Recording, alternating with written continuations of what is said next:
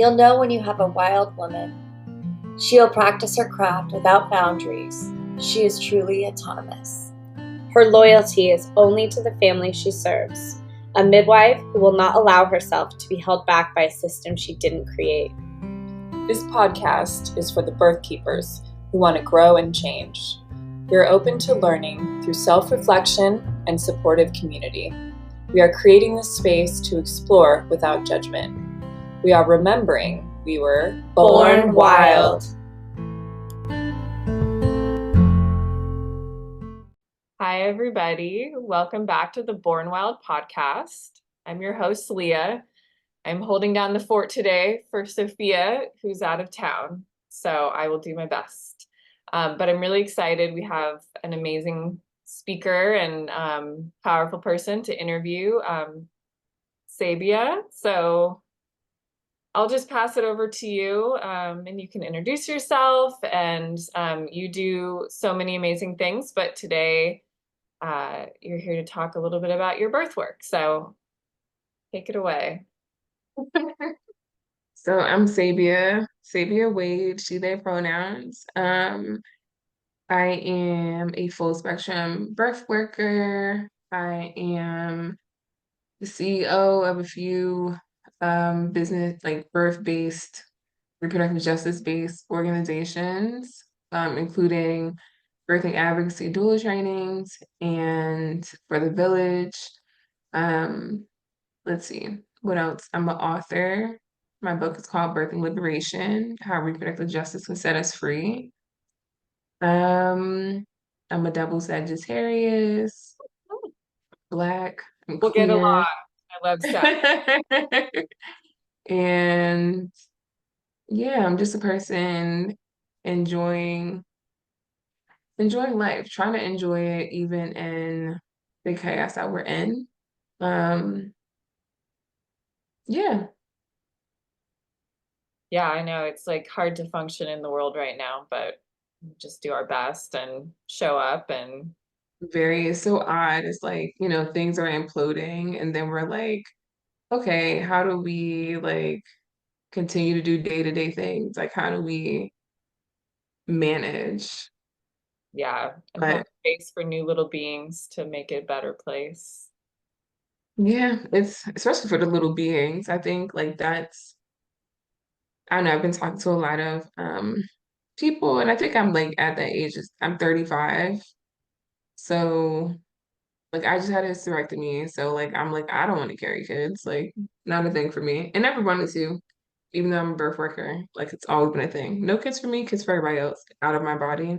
There are plenty of Um, but people are like really like thinking deeply into, should I have kids? Should I have kids? Like if I do have kids, how do I bring them into the world that we're in? Right? Like some people are feeling like, is it a good choice for them? I can't really guarantee anything for their future. I mean, not that you ever could guarantee anything, but I think because of the internet, we're so exposed to what the future can look like. Where before it was kind of unknown. Like our parents didn't know what happened in 2024. Where like technology in the world, they're like, if it keeps going at this rate, it's gonna look like this, right? totally. So I Yeah, think it's just like an there's so interesting many, time right now to be figuring out parenting.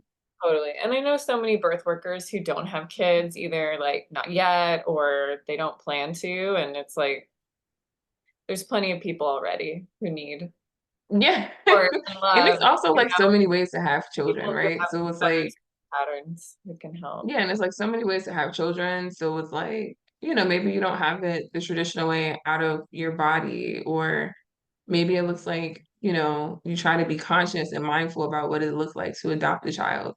Um, maybe a child finds you in some kind of way, maybe by the way of your work or the way of, life, that you become a parent in that way. But I think for me, it's like I always feel like I'm mothering in some way, and that feels like enough for me, right? Like I Totally. like being the auntie. I like being the person who comes home to my two dogs, and that's it. Amazing. Well, and it seems like you're pretty busy. So yeah, Yeah, exactly. so I would love to hear like how this journey started for you. I mean, you're 35, it's pretty young, honestly. I mean, I'm 40 and, Yeah. I feel like I started young. So how did you get into like reproductive justice, birth work, trainings, all that stuff? Yeah. So in my early 20s, I went through this period of time where I was like, okay, I gotta get serious about my career, right? You go through that time where you're like, I can't just work here, I can't just do this. At least that was the thinking then. I gotta get serious. So I started going into healthcare, became a nursing assistant, was like, okay, I was working in a hospital, so I was working with all types of people from like gunshot wounds to organ transplants to this, to that, whatever, brain injuries. And I knew that I love taking care of people. And I knew I loved taking care of people actually from when I worked in the food industry, like being a server, like I was a busser at one point, like that. I knew that I liked. Once you like deal with people and their food, like it's a real serious thing.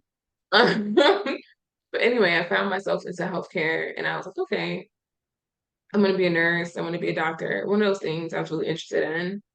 And I knew that I was interested in like neonatal kind of care. Even though I had not been exposed to it in my workspace, but when I was a kid, I used to watch, remember like A Baby Oh, Story, yeah. Oh my God. watching like all like those kind of things. And so after a while though, of like doing the whole nursing prerequisites and going through that whole thing, I just realized that working within that system wasn't going to work for me. I had saw so many disparities and how like just like what people came in with, literally like what their insurance covered. And I saw like low income folks, black folks, brown folks, like, like even how like the food that we were giving them to eat alongside of the medicine that they were taking. I was like, this is not good food. Like, like mental health providers, like I think they were seeing people, the psychologists, therapists, whatever, like they were seeing her like once a week. And these are like they're in the hospital for serious things. So I'm like, and they're, the time frame is like a half hour, maybe an hour if you're lucky. And I was like, this is not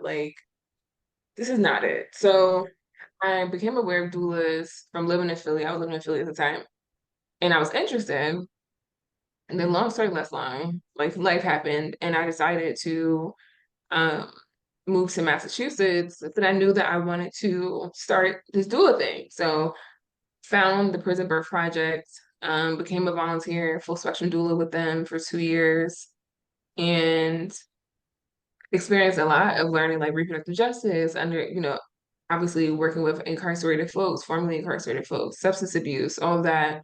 Um, hearing like the intersections of like CPS or child protective services or hearing like the intersections of race, hearing the intersections of class, hearing all these things and just being a part of it. And I was like, okay, like I think this is where I need to be. But I was still working a full-time job in healthcare. Like I was still doing like that kind of stuff. And then when I moved to San Diego in 2018, I was still working at a hospital, this time doing like more like admin stuff. And I was like, you know what? I was turned 30 that year, I think. And I was like, either the year before or the year of, I was like, I either have to go for it all the way or I'm like getting out of the age group where people are like, go live your dreams, like 20s people are like, be erratic, figure it out, fall on your face, we'll help you out, whatever. But I felt like in my 30s, people would have that same that same like Right. Like, space. so tell us what direction you're going in. Yeah, yeah, like so I was like, so 30, I quit my job, and started doing doula work full time. And then years following, like that year I opened up my nonprofit for the village and also was doing my practice and then which under the Black doula. And then the next year I opened up BADT, my doula training organization. And that was really an answer to people saying they wanted to train with me. I was like, what? Why do you want to train with me? Like, what's happening? Um, and then from there, it's just been like a flurry of experiences, opportunities, obviously writing my book. It's just been a wild ride. And it's been more than I had like really pictured. I mean, I pictured some things. I Mhm. pictured some things, right? But I think, you can never picture it all. And so yeah, that's like what's put me in the space that I'm in now. Yeah, it's like you just go for the ride. The invitation, I think, for birth workers, whatever capacity, Mm-hmm. just doulas, midwives, however that looks, is like such a big piece of the story is like, what was your invitation? And some people get it when Mm-hmm. they're really young. Some people start get inviting, are invited to births by friends. Some people, whatever it is, Sure. like, you just have to follow that and then you just go with wherever it takes you. Yeah, and I think too, like with that invitation is like, being mindful that like the invitation is the starting point, and then you can, map out what you want it to look like as you figure more out, right? Like I started off very like, and I still am very much like doula, incarceration, like all these things were like, these things were present. But I think I had to be very open to what the universe would bring to me and respect to the work that I was doing. Like I knew that I would be in doula work, but I didn't think that I would be like the CEO of a few organizations. I didn't think like I would be doing like those weren't things that I knew immediately, even when I got the invitation into the work. So just like being open to like when you come into it, once you get that invitation, it's gonna shift, it's gonna change. Like be open to what it looks like. But some people come in, as you know, thinking like, because at one point for me in 2018 or so, I was like, I'm gonna be a midwife, right? Like, 'cause I feel like that was a natural progression to the work that I was doing. Like, I'm gonna be a midwife. And then I got to midwifery and I was like, Nope. not for me. I don't think it's for me. And it was mostly because like I just need to sleep. Totally. Totally. No, I haven't slept since, 2010. But Yeah, and it's like, but being open to the fact that like there's so many avenues that are even not traveled in birth work, right? There's so many avenues to create. There's so many things where you might fit in. Midwives are great, obviously, right? But just being open to like the dips and I thought it was this and it's not that, and I thought this wasn't it, and guess what? It is this, or this thing is better than even what I imagined, or this thing is worse than what I imagined. yeah. Like that's just to me like a part of the journey. Yeah, I think like I was just reminded me of one of my first like intros to midwifery. It was a class of like 14 um people and interested in birth. Like there were some people that were already doulas, people who had never been to births, just like exploring that. It was called Heart and Hands. And when I think Hmm. back about the class, like some people did end up becoming midwives, but some people became doulas, some people became doula trainers, Hmm. some people are more into the like advocacy piece where they're more political. Absolutely. And so, yeah, Absolutely. there's so many different pieces that are so important, to, you know, preserving or creating avenues and rights for birthing people. So, Yeah, I and I think too, like appreciate it just the reminded people me who, too. It reminded me like when you said that, I think that's also like to get on the other side of it, the same thing for death doula work, Mhm. right? It's like some people are like, I can't do death doula work because I'm not gonna be like holding the hand of someone who's dying, like right in the mix of what happened. And you're like, I'm like, no, there's a lot more than that. It's the planning of what happens before, it's the advocacy of what's happening in the certain state that you're living in. Like every work, every part of this work, no matter what your focus is, whether it's, death, birth, postpartum, so on and so forth, there's so many layers to it and where you can like find yourself in it. And you don't have to be the person that's like, I'm sitting at the bedside for 4 days. You don't have to be that person. yeah, And I think sometimes like we get lost in that. Like that's where the street cred comes in. But it's like, if you don't have the capacity to do that, don't do that. Go do the other stuff. totally, totally. And the world of death doula stuff is fairly new for me. I just finished a training, and so Hmm. like that's sort of the direction I would see myself going later on when I'm like Hmm. do the birth stuff. And when I was doing the training, I was thinking about what would work for me, like what I would want to do. And it was like, I don't want to be in the hospital. There are people that want to do Hmm. that, and I just don't want to do that. And like the being on call at night, that wouldn't be the direction I want to go to like sit You're vigil. like, I want to be off call when I'm doing that type of work. I've Totally. been on But call. there's so much that can be done with like organizing and keeping the home tidy and, And there's so much to be done around like the advocacy piece or even like death awareness, like bring that into your community around like, do you have your end of life documents together? Like that and itself, you can do that with the living. You don't even gotta be, in the like quote unquote no, like it's such death, to think about now. whatever. I have so many things Yeah. I want to talk to you about. This is going to be hard to fit into an hour because I just love what you do. Um, but what was I going to say? Yeah, so like kind of going down. First of all, I love that you were in food service because I think so many birth workers start out there. Like I was a bartender in New York, and I feel like it totally prepared me for birth work. Like being up late, like people barfing, like dealing with I people know. like rowdy, And just seeing how impaired. like you see how many like I don't know, I feel like food is an emotional experience for many of Oh, us. yeah. Um and I think sometimes when people go to restaurants, they're seeking out an emotional experience. And like sometimes it's like maybe they're going to celebrate, right? Like they're like, we're gonna celebrate these things, we're on a great mood, whatever. But sometimes people are going out to eat because they're in a bad mood. They're in a terrible mood, right? So they're like, let me go out, get a little drink, give me a little food, give me a little service. But I think like the thing that I noticed because of that is just like one, you're talking to people, right? And you're kind of seeing where they're, especially the bartender, you're like talking to them and seeing that like we're all gathering in this one place because we're all in different spaces in our life. But then you also see the disruption, like if someone's chicken is burnt and they're already having a bad day, You feel whoa. it. Right. Whoa. Right. But if someone's having like the grandest day and their chicken is burnt, they just give you so much grace. But like as birth workers, I feel like we are kind of like the regulators of those things. Like we provide the care. Like we do that in birth, right? Like some people are having a level 10, contraction and they're like, oh my gosh, fuck everything and fuck everyone, right? And then you have some who are like, wow, this is so great, right? You're like, Right. This is what is going on? really Like you're nice. just enjoying this so much. But it's Yeah. like you're there for those ups and downs, those that movement, that like, and also like in that validation of like, you know what? I'm sorry that your chicken was burnt. I could really understand how that would really like cause a dent in your day. And let me like, what can we do to help you? And then you're like doing the doula stuff. Like, are you okay? Do you Shift want to the da da energy. da? Shift the Yeah, right. Right.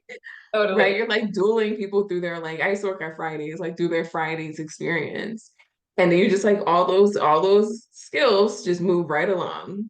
Totally. Yeah. No, I think, yeah, managing the energy and wanting to be of service. And I was just thinking too, with like food being, I'm Irish, so it's like for every problem, there's like food. Let's feed you. Yeah. Let's deliver food to you. Like it's, it's a big thing. But yeah, like one of our students was a personal chef and she does postpartum meals. So that's like another avenue for her where she's Hmm. of service and nourishing. But yeah, I would love to hear about the prison project and like Hmm. how you got into that and like Hmm. where that was and just like, yeah, Yeah. So it was in Massachusetts. The prison we worked with was the Chicopee, like women's jail, whatever you want to call it. Um, and so I got into it because I was searching around. Like, let me see. Like, I knew I wanted to do doula work, but I also knew that like I wanted to start in an organization that could like support me in understanding what that would look like. And I also knew that my heart was always with like who's being most impacted by this, but not being talked about. Um, and so like when I found out about the Prison Birth Project, I was like super interested because I was like, yeah, like even myself at the time, I was like, I've never thought about people being pregnant while being incarcerated. Like I just hadn't even thought about it. So I was like, of course I want to like lend my support. Of course, like, and I think too, like I've always been pretty open and non-judgmental. So I also wasn't a person who just felt like everyone who was incarcerated was a bad person. yeah, And you know what I mean? So I was like, I wanna, and I also just feel like if they're pregnant, their baby don't have nothing to do with anything, right? So contacted them, did the whole thing. I got involved with them even before I moved officially. So like as soon as I got up there, we like had our first little meeting and like it was the whole thing. Um, and I would say like our training, like we did like, some doula training, but that was the first time that I really became acquainted with reproductive justice. And Marianne Bullock was the founder of PBP and also still one of my like homies now. And like that was my first time really understanding like the framework. Like what is a framework? I knew that I felt pulled to do the work, but I didn't understand like a framework that this sat within. And I remember just being, even though I was already queer identifying, I've been out since I was 18, like I still was learning so much about my own community, just in the space of like inclusion, and in the space of like we talked heavily about like some of the people that we were working with may not openly identify as anything outside of a woman because it's not safe to identify that way. Um, we talked about, I remember we actually had to go to a training. So we had to go to the jails training and we're there with other volunteers. And a big part of it was like just this ultimate lesson of like, don't trust the incarcerated folks. Like, do not trust them. Like, don't touch them, don't hug them, don't do anything. Don't. And I'm like, where you going here? Right? But in my head, I'm like, Like how can how they're treating someone, and you're yeah, it's like this safe person in this vulnerable time and yeah. And it's like, well, how can I like, where do I create? There needs to be some type of trust because at the end of the day, like, if I'm going to be their doula, I'm working for them. Like, and like, also, you're making these people sound like animals. And it's like, if the point of where we're supposed to be, you know, rehabbing and whatever we're supposed to be doing, rehabilitation or whatever, how can that be if they don't have any humanness being brought to them, right? So that part was interesting, but working in the actual like jail, it's always giving me anxiety to go in there because when you go in there, you feel like you're getting locked up because it's like the door has closed behind you, then the other one, right? It's like a whole system, and I was like, this is awful, right? But actually working with the people that were there, like we bought them treats. We did like, cause they didn't have like, you know, they need pickles, they need chocolate, they need like the stuff that everyone's craving. Cause in there they would get like one piece of fruit a day, if that, and they will all be constipated because not enough fiber. Um, and just even like some of the things that would happen, like one person had placenta previa and she just didn't know what it really meant. Like they told her you have placenta previa, but no one has spent the time to be like, this is what this means. This is like, you know, what the outcome could be. This could be this could be that. So a lot of the work would be that, like, you know, telling people like this is what this means. And or sometimes it would be like hearing that they have other children and they haven't been able to talk to them because the child care worker or whatever can't bring them up because they're too overloaded, right? And a lot of the crimes that were being committed were one, substance abuse, right? Like related crimes. Some of them were like survival crimes. Some of them were things that were like, this is not even a big deal. Why are you here? Like, yeah. and so, and then, you know, unfortunately too, we would hear about, you know, people, you know, wanting not to be here, taking actions to not be here. You would hear about people being like on lockup. And like it's just like so much.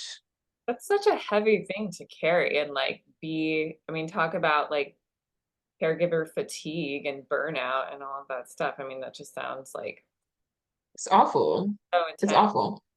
And it's like, you know, it's one of those things where it's like it's so awful. And I think through the years, like you know, I went from that and then I went into San Diego doing birth work, like trying to make ends meet by myself. And that was hard in San Diego because I when I started doing it full time and I had to really depend on it and really hustle in that way, that part was fine, but it would bother me how much like racism will come up, Mhm. right? Like having clients, like let's say someone need to back up and then the backup would be me and like even my like doula friends telling me like this person is like not wanting to work with you because you're black, Wow. right? Or like my doula friends who are white suggesting me to people and the people were like, oh, she doesn't look safe. And Mm. like my white doula friend be like, what does that mean? Because she looks like a person. Like what does that mean, right? Feel like So gatekeeping in that community. yeah, for sure. I mean, I think in general in a lot of dual community, there's a lot of gatekeeping. But I think more so when people of color get into birth work, and especially even if you're in a city that makes a lot of like doulas are a thing, right? They're more commonly used. Like San Diego is a place where doulas are a thing. Yeah. They're in a hospital, they're there. My nonprofit is there. People make six figures being a doula, right? Especially providing postpartum care in San Diego. Yeah. Yes, right. But it's still racism is still there, Of right? course. Yeah. So like I've had to have conversations with doulas like, what does it mean to be a doula, right? To be a birth worker of any kind, midwife too. But what does it mean to be a person where your identity is super marginalized and may not be appreciated? How much work may you have to do? How many you have to supplement your work in a way? And also to get out of ways where I did work for this one agency and I was just mistreated. Like the clients would mistreat me. And it was like the expectation was like, oh, just deal with it. Like, and I had to quit. And I needed that money. But I had to quit for my own like self-respect.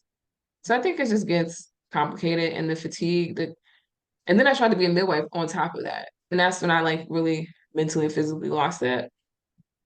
And then I came back and I was like, I have to do this work differently or I won't survive, Yeah, totally. literally.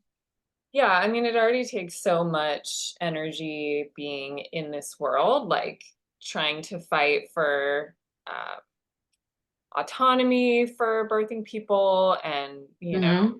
face like the stigma of not being mainstream, all of that stuff, and gatekeeping Hmm. regardless. And then also having to take on like yeah, the midwifery community, the doula community, the birth world's like just kind of systemic racist stuff. I obviously can't imagine, Hmm. but it's just, Hmm. having friends that are trying to navigate that on top of it. It's like, yeah, I just admire people Yeah. who It's can it's quite difficult. I tolerate. mean, for midwives, right? Like for midwives of color, any color, like like I said, I'm doing so I had this one thing that happened when I was becoming a midwife. So I was already working with my preceptor, starting to like do the school things, all that. And then I had a client. We had a wonderful birth. It was at a birth center. Um, it was great. It was a wonderful, amazing birth. And afterwards, luckily it was like one of those births that's just like perfect. Like they wake up at like 3 or 4 o'clock in the morning. They have the baby by like 9, 10 o'clock. Everyone's chilling, right? Like, Whatever. Yeah. you're at the birth center, so you got some of the homies, you know what I mean? You know them, you chill for a little bit, sit there for a few hours and go home, right? Like perfect situation. And it was like that, right? But I remember like, obviously I was like still tired because I'm still doing doula work and doing this and doing that and doing whatever. And at that time I already started to question like, should I be doing this? I'm not really sure because not because I wasn't interested, but more so because I was just tired. Like I was just like, how am I gonna pay for this out of pocket? Plus pay for myself out of pocket. Like, and I'm like building my doula. Like it was just a lot. So anyway, I'm like talking to doulas and midwives, like all in the space together. And I said something about it. I'm like, this is just like wild. Like this is just I feel exhausted by it. And like I'm on year one, y'all. Some of y'all on year two, three, four, some of y'all in practice, whatever. And they were like, oh yeah, you just figure it out, right? And everyone's just like, yeah, it's hard. You figure it out. Like, yeah, it is quite like ridiculous. You figure it out. And just in that moment, I remember realizing in my truth and my like understanding of myself is that I didn't want to figure that out. Hmm. I just didn't want to figure it out. Like it wasn't I didn't want to be a midwife per se, or that I wasn't interested in the work, but it was just like, this is not the fight that I feel like I can mentally and Totally. physically handle. Yeah. Yeah. To like have to be and I give it up for the people who do the work, especially Black midwives. 'Cause I'm very connected, obviously, to that space where it's like constant fundraising, constant this, but then you have to move out of state to get your preceptor. So now you got to get money to move out the state. And now you have to do this. And then you're dealing with the racism from the preceptors, right? Or racism from whatever. And it's like for any kind of barriers while life is still happening, right? You got kids, you got this, you're moving, you're grooving. And then like you're also trying to pack, then you get finished. You do all your births, you do all your things. And now it's all this testing that needs to happen that also costs money.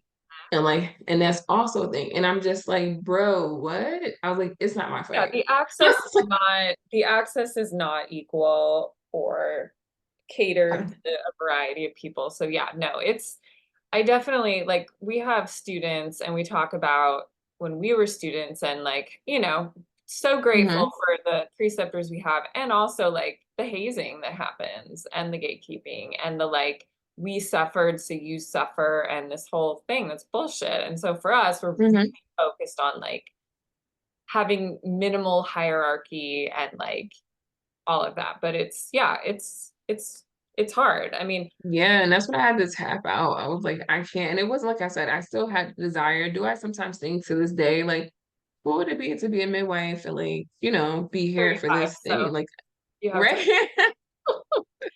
Like to. it would be great. But I'm like, and then I even look at like, because I'm interested in like living internationally and stuff like that. And I look at like their midwifery programs and things like that. And just how much more affordable they are in American dollars, right?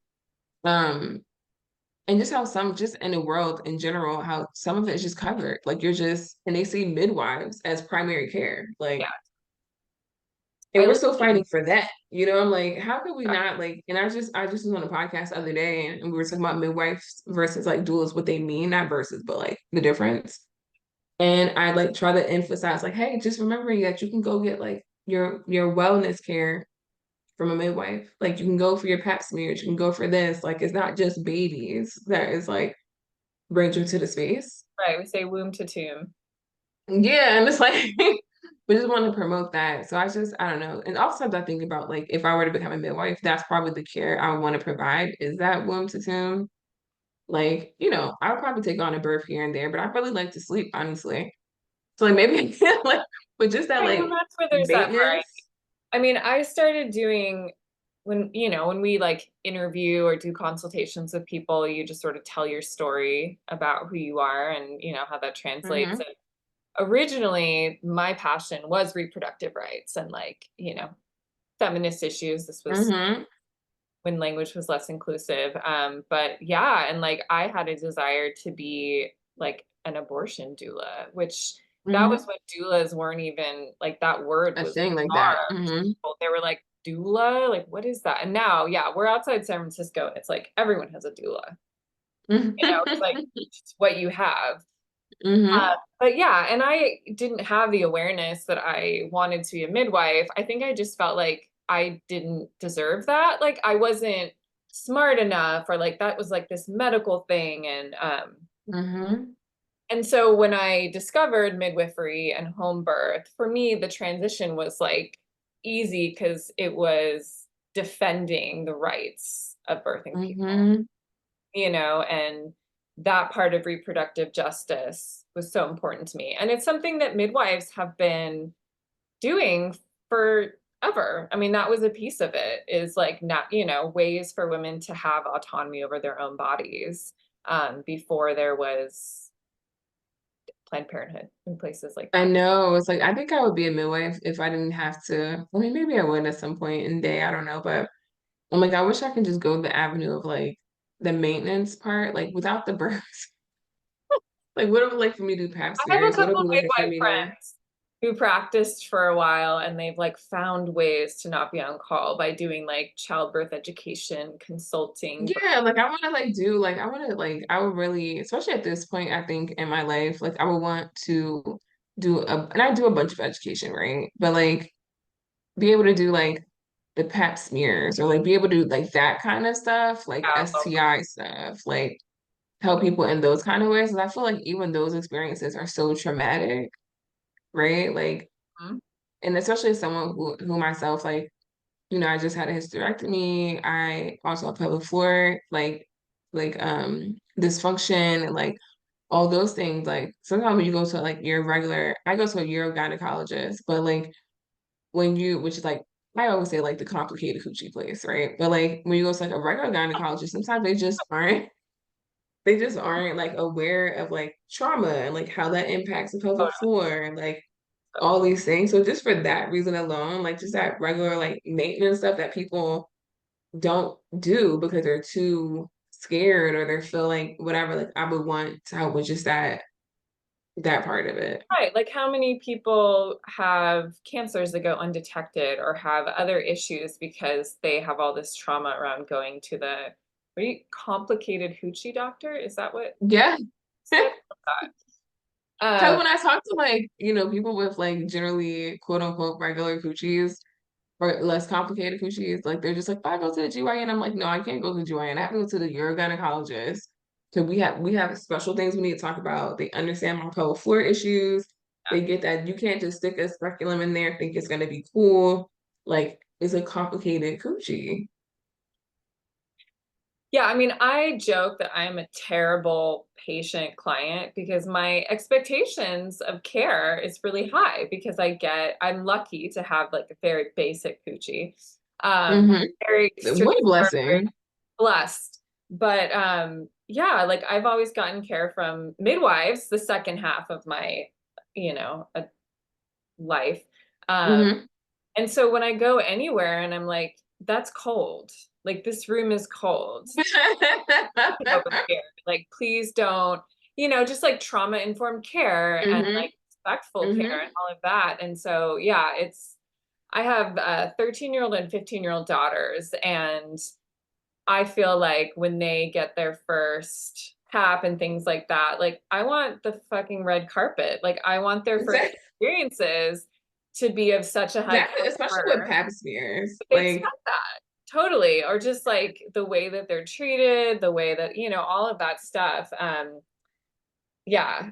There was a time when I wanted to offer like free first paps for teenagers or things like that, like birth control counseling, because I wanted them to have that experience of like, this is what you should expect And from your. that's like exactly like I feel like there's so many like exactly like I think that's like that idea is like great to be like this is what it can look like because some of us are so for right reason like we don't even have access to different types of care nor can we afford it, right? And like Totally. but we're just so acquainted to like okay, especially like if you go into a GYN, like a GYN once you have the medical assistant they should not be telling you to sit bare ass on something and you have not even met the doctor yet. Like that's just a minimum. Like, why am I meeting you with my legs open? Like, you should come and talk to me, Totally. have a conversation with me, and then from there we can get to what needs to be done. And you step out while I get undressed.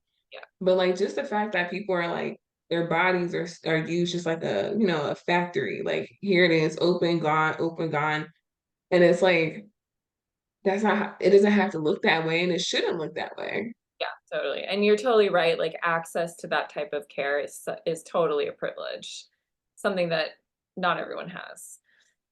So that's why we need more midwives and more doulas in the community to, even if you're not like, just to like spread the word around. That's our thing is like, there is a lot of like scarcity mentality in midwifery. And so definitely takes effort.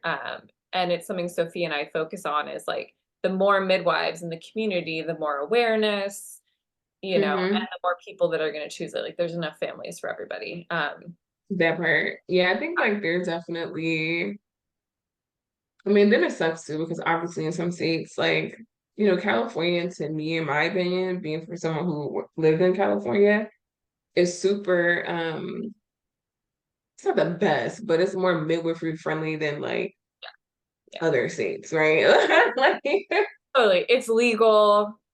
It's, hmm.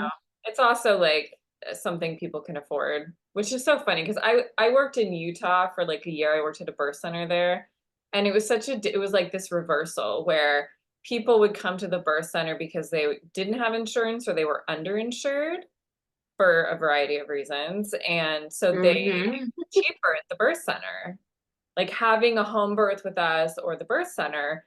And, plenty of people chose it because they wanted a different experience, but Yeah. also plenty of people who chose it because they couldn't afford the hospital. And it really made for very different midwifery experience and outcomes. Whereas here, it's like this luxury, like I can know, like in afford an out of California, it's pocket. like So they're yeah, like, let me buy my fancy bag and let me buy my fancy doula. yeah, But the problem that I was saying that I've experienced in spaces where like people can really overly afford it, right? And they see it as like an accessory, is that sometimes they don't want to utilize you for the purpose that you really should be utilized, in the sense of like postpartum care is not like, hey, I want to teach you how to do these things. It's just like, here, watch my baby and like Right. see you in the morning.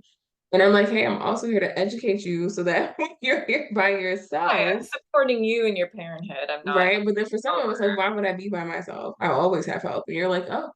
Okay, this is okay. There's a doula for everyone. There's a doula for Yeah. everyone. Yeah, so I want to hear about your book. Yeah. Tell me about like Well, where that well. Yeah, so this is actually like the advanced uncorrected proof, because like I should have the official copy here, right? But this is for liberation. It actually just hit a year out in the world. congratulations. Um, thank you. So it really, it's been a labor of love. It's been really wild to see how the process has moved along. But I would say the birth and liberation, like primary audience are people who take care of birthing people.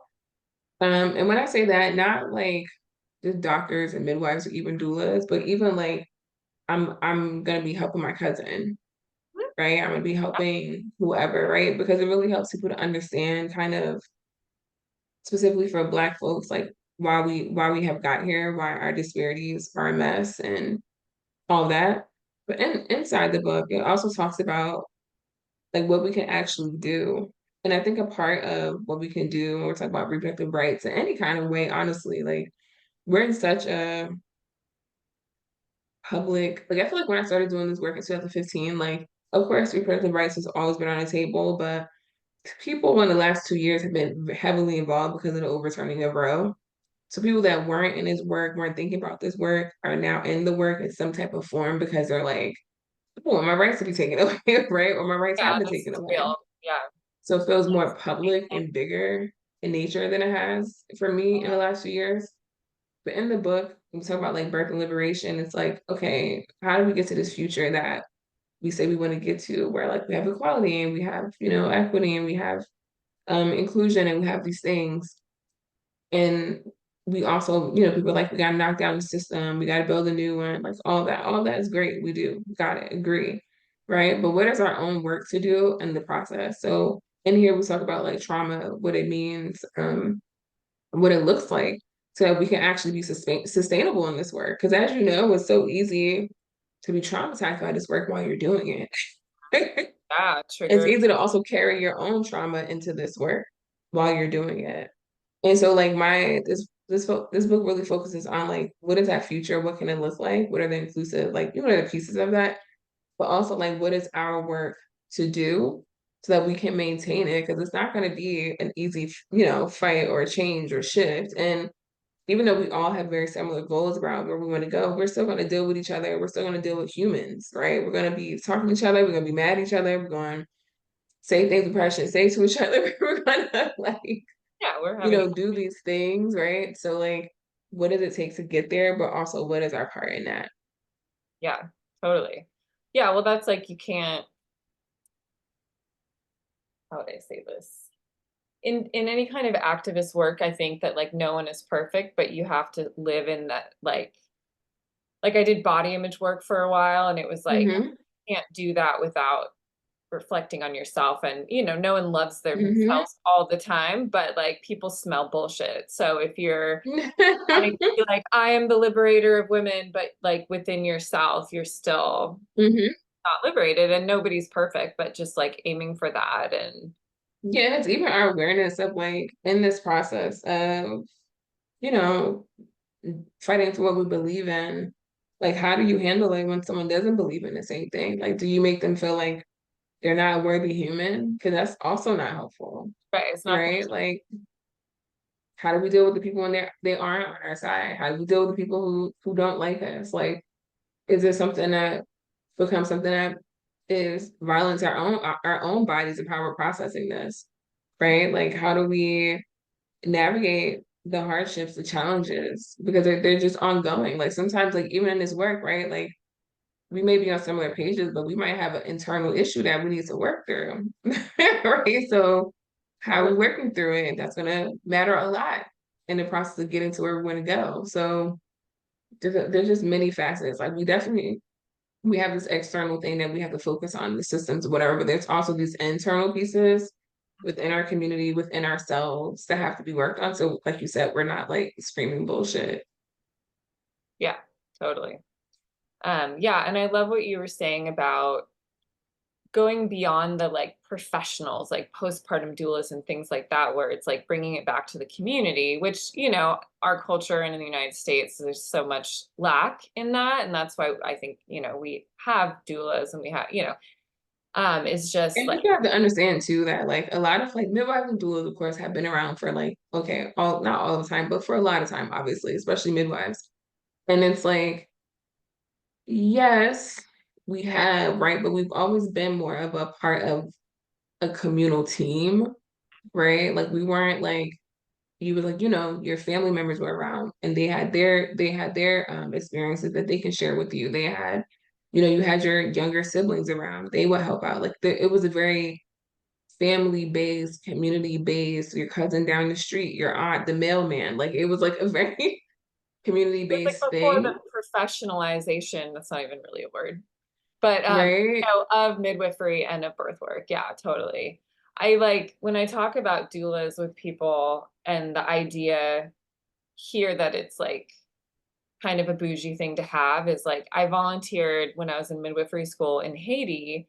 And one of the things that was like the most powerful for me was seeing the women that the birthing women brought with them, like their aunts, their Mm-hmm, sisters, their mm-hmm, friends. And it was like, that's a doula. I mean, that's like what we mm-hmm, professionalized because in our culture, mm-hmm. our families are so split all over the country and smaller, all of Right? us. Nobody can Like, retire. Our grandmothers are not like able to retire. They're like, I gotta go to work. I could be here for a couple of days, but I right. have got to go to Totally. work. Yeah, and they're burnt out from you know, all of that stuff. But yeah, just like seeing the support that people hire here is just like part of it. And I was like, okay, it's not that like we're supposed to birth with, you know, people around us who are have Hmm. done it before that can say it's normal. And you know, low risk births usually just unfold fine and they don't need us there, you know. Hmm. And it's nice to have people that believe in you and that like witness your triumph, you know, outside Hmm. of like needing a medical professional. So yeah. So tell me about your doula training. Yeah, so BADT or birthing advocacy doula trainings. We provide very reproductive justice, socially conscious, but also evidence-based trainings. So we have pretty much like a couple formats. So we have like our 12-week courses, everything is virtual.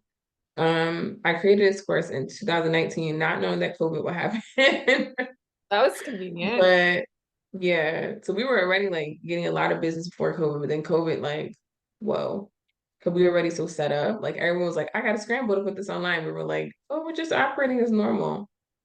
But BADT, so our 12-week courses are online. Um, it meets twice a week. You know, we're set up in a way where like we try to decolonize education with like you can show up, you cannot show up, you can lay down, you could be active, you have a year and a half to access this course. Like we're not trying to like rush you into this like, you know, be a great student. We're like, we really want you to understand the content. We want you to understand your community, right? We really push people to go into their community. It's like what's available to you in your community, right? We talk about full spectrum work. So, you know, we have courses in our 12 weeks are like our postpartum full spectrum. We actually have a lactation educator course coming up this summer. Our childbirth education course. We also have 4-week pre-recorded courses, abortion, birth and disability, queer and trans. Also one for people, you know, how to the best ways to work with people that are dealing with substance abuse. Like we have these different things. And we also do like we're actually doing some live events this year. We're gonna do one of our conferences in person this year. We actually have not had any in-person events for the last 5 years. But we're Where is actually the doing conference taking place? so it's gonna be in Atlanta and it's gonna be in August. It's part of a 4-day thing. We're doing like the first 2 days is actually going to be a doula practicum for anybody who's been in the BADT space. So they can do some hands-on learning, learn some new things. And then the second one will be the Reclaiming Our Bodies conference that we've done historically online. So we open to the public. Super excited about that.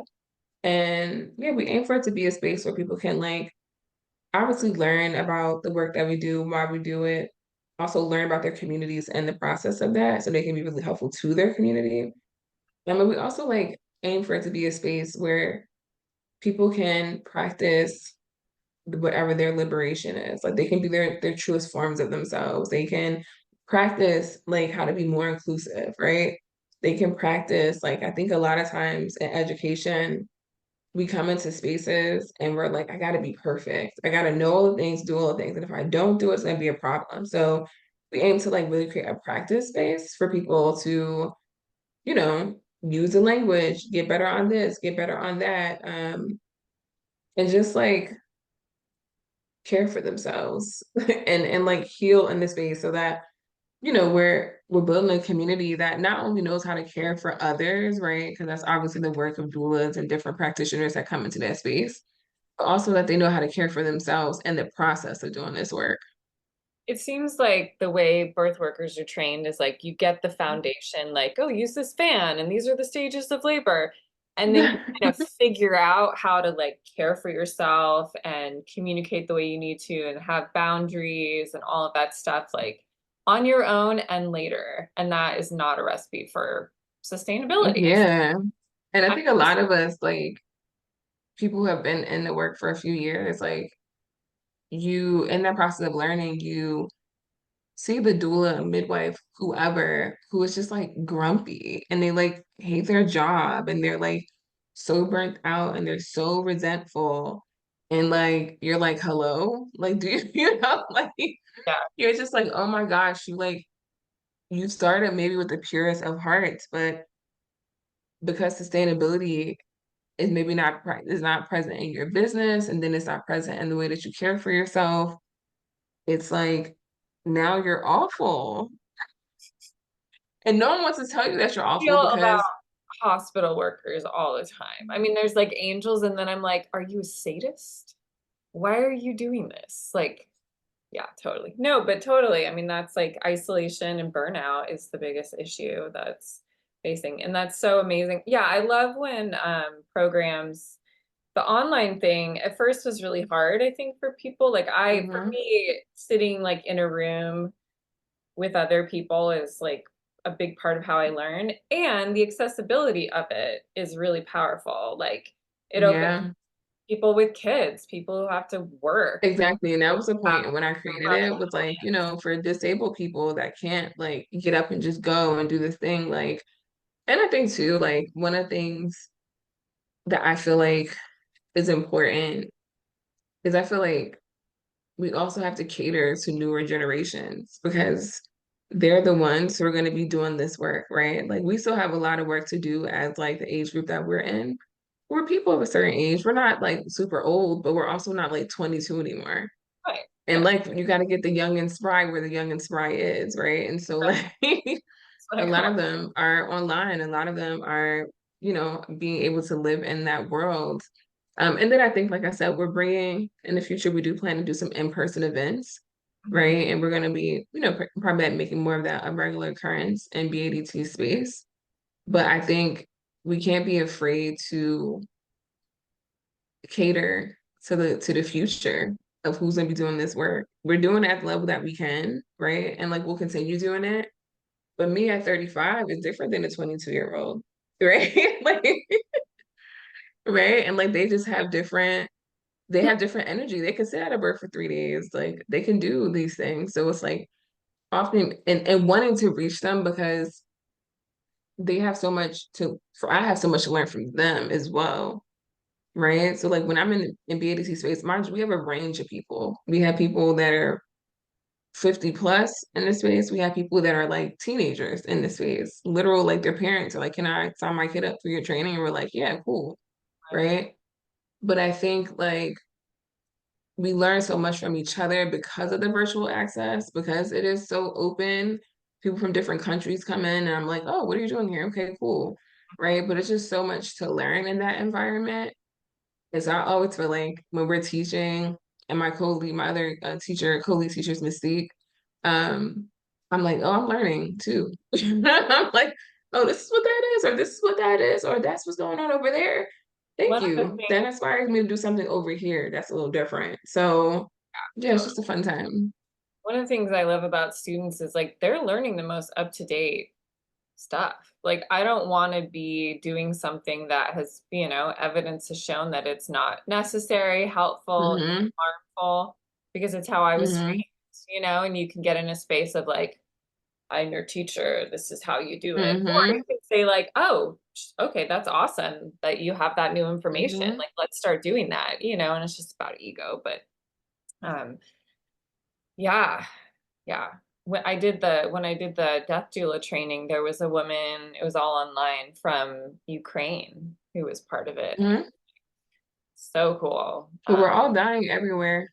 Totally, totally, but We're it's, all having babies everywhere, right? And like our surroundings look different, our systems look different, but the process is pretty much the same. So it's yeah, like, totally. And we can learn so much from, other people's experience.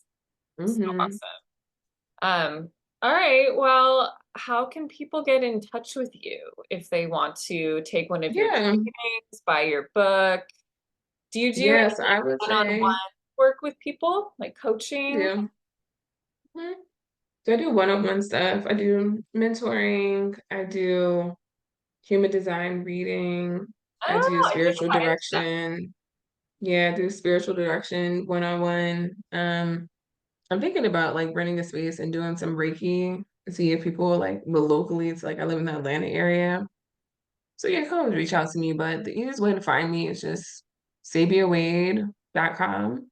And it has all connections to like BADT and all that. And then social media, if you're a social media person, most active would be my Instagram, Sabia Wade. Everything's just Sabia Wade. So like way easy to find me. That's great. Yeah, it's helpful when it's all put together. One thing that this generation One is going for is the technology wherewithal, where they've got like my website and my social media, all that stuff is just like, so trying to get it all like cohesive. It's a process. I have like a team that helps with that cohesiveness because it can definitely be hard to, yeah, Get it all it in one can be hard. place. Awesome. Okay, well, we'll put all that in the show notes and links to your website and just where to buy your book and all that stuff. And thank you so Hmm. much for taking the time with all Thank this you for fascinating having me. info. Yeah. All right. Take care. Thanks.